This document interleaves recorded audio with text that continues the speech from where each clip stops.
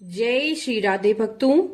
गणपति के पूजन में तुलसी जी का प्रयोग पूरी तरह से वर्जित होता है, लेकिन इसके पीछे कारण क्या है, इसके पीछे क्या कथा है, वही कथा हम आपके लिए आज यहाँ पर लेकर आए हैं।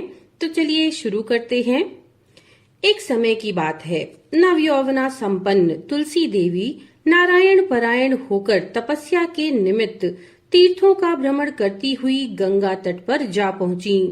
वहां उन्होंने गणेश जी को देखा, जो किशोर वय और नव यौवन से संपन्न थे। वे अत्यंत सुंदर, शुद्ध और पीतांबर धारण किए हुए थे। उनके सारे शरीर में चंदन का आलेप लगा हुआ था। वे रत्नों के आभूषणों से विभूषित थे।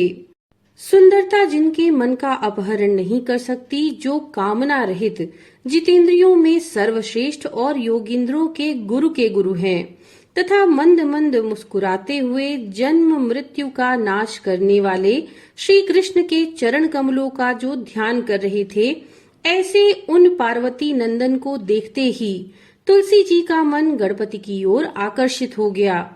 तब तुलसी जी ने उनके लंबोदर तथा गजमुख होने का कारण पूछकर उनका उपहास करने लगी। ध्यान भंग होने पर गणेश जी ने पूछा, वत्से, तुम कौन हो? किसकी कन्या हो? यहाँ तुम्हारे आने का क्या कारण है? माता, ये मुझे बतलाओ, क्योंकि हे शुभे तपस्वियों का ध्यान भंग करना सदैव पापजनक और अमंगलकारी होता है। इस पर तुलसी जी ने कहा, प्रभु, मैं धर्मात्मज की नवयुवती कन्या हूँ और तपस्या में संलग्न हूँ।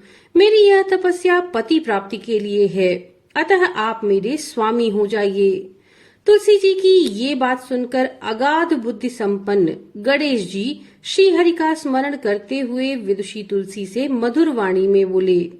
गणेश जी ने कहा, हे माता, विवाह करना बड़ा भयंकर होता है, अतः इन विषयों में मेरी बिल्कुल इच्छा नहीं है, क्योंकि विवाह दुख का कारण होता है, उससे सुख कभी नहीं मिलता।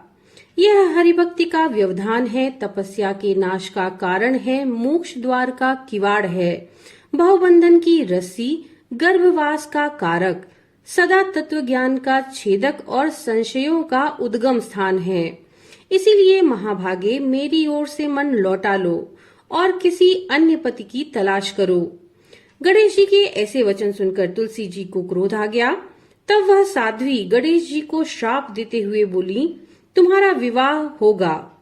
ये सुनकर शिव तनय सुरश्रेष्ठ गणेश जी ने भी तुलसी जी को श्राप दिया, देवी, आप निसंदेह असुर द्वारा ग्रस्त होगी, तत्पश्चात महापुरुषों के श्राप से वृक्ष हो जाओगी। गणेश जी के इस श्राप से वह चिरकाल तक शंखचूड़ की प्रिय पत्नी बनी रही। तदनंतर असुरराज शंखचूड़ शंकर जी के त्रिशूल से मृत्यु को प्राप्त हुए। तब नारायण प्रिया तुलसी कलांश से वृक्ष भाव को प्राप्त हो गईं। इसी घटना के कारण गणेश जी की पूजा में तुलसी जी का प्रयोग पूर्णतः निषेध है।